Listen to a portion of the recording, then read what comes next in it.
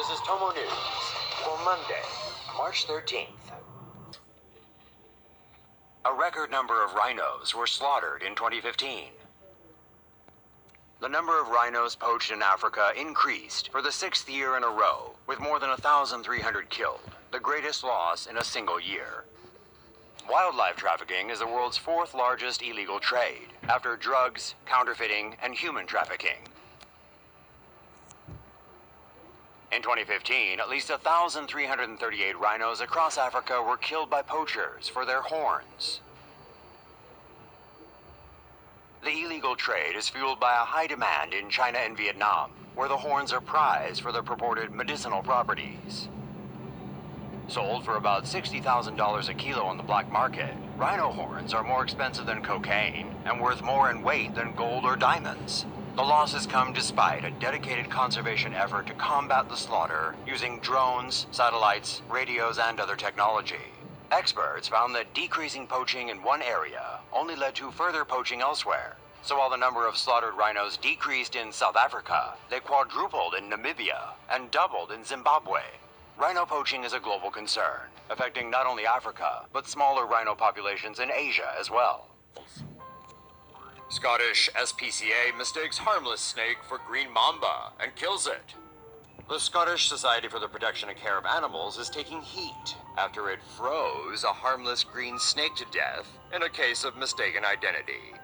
The snake was found on a cargo ship that had returned from West Africa on November 9th.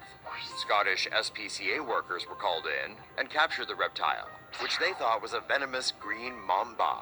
They moved the snake to their rehoming center in Drumoak in Aberdeenshire. But the closest anti-venom for a green mamba was in Bedford, 8 hours away by car. And the workers could not find a reptile specialist who could take in the snake. So, due to severe health and safety concerns, they decided it had to be euthanized. In a freezer! Only after the poor thing died a horrible death did they realize it was a harmless green tree snake. It wasn't venomous and didn't even have fangs. PETA has, of course, criticized the SSPCA for their blunder, with director Elisa Allen saying, "If a snake must be euthanized, which means given a good death, the animal shouldn't be frozen to death." Major veterinary bodies, including the Association of Reptilian and Amphibian Veterinarians, said freezing was unacceptable. The formation of ice crystals on a snake's skin can cause acute pain. Scottish SPCA Chief Superintendent Mike Flynn said it had been an innocent mistake.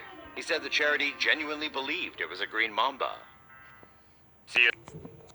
Power saw blade impales Houston man in freak construction accident.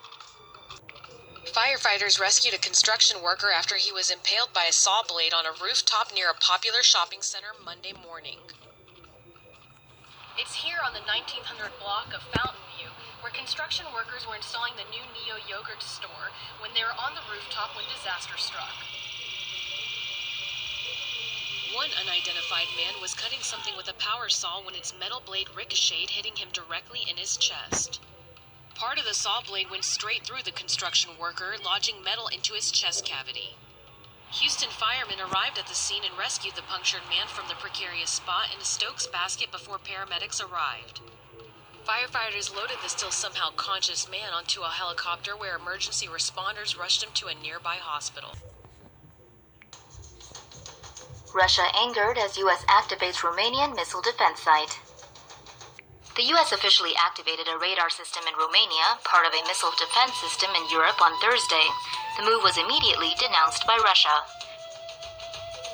The missile system at the Deveselu air base in Romania can intercept rockets fired from countries such as Iran. The system, known as the Aegis Ashore, can detect incoming missiles and identify the types of warhead approaching before launching interceptor missiles from ships or ground sites to destroy it in space. In addition to the Romanian base, another missile system will be constructed in Poland. Overall, U.S. missile defense in Europe also includes NATO's command and control center at the Ramstein air base in Germany, and the U.S. warships with interceptor missiles based in Spain. The shield will stretch from Greenland to the Azores when complete. U.S. officials insist that the European missile defense is not targeted at Russia, nor is it technically capable of taking down a barrage of Russian missiles. Girl pours acid on boyfriend's junk after sex tape goes viral. A 17-year-old South African schoolgirl decided to pour battery acid on her 25-year-old boyfriend's junk after she found out that he had filmed them doing the nasty. Humphrey Koza admitted to secretly filming the two getting up close and personal on his laptop. But he says he has no idea how it got up on social media. The girl found out about the video through a classmate and flipped her shit. She found Koza at a tavern and confronted him. Oh yeah, she also brought along a bottle of battery acid, which she dumped all over his nuts. Koza can no longer use his Johnson, and now has to piss out of a tube for the rest of his life. Koza is declining to press charges because he says he doesn't want to ruin her life.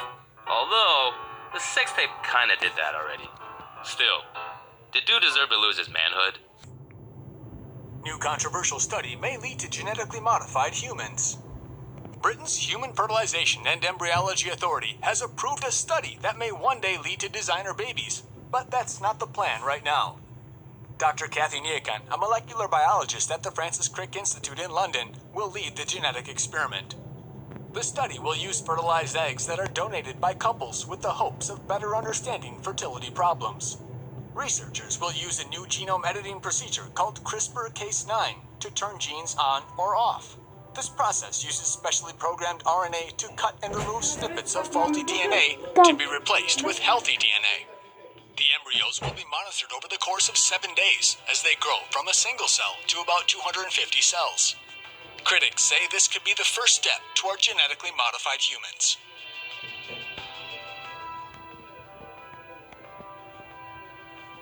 Dr. Niekan told The Guardian, it's up to society to decide what is acceptable. Science will merely inform what may be possible.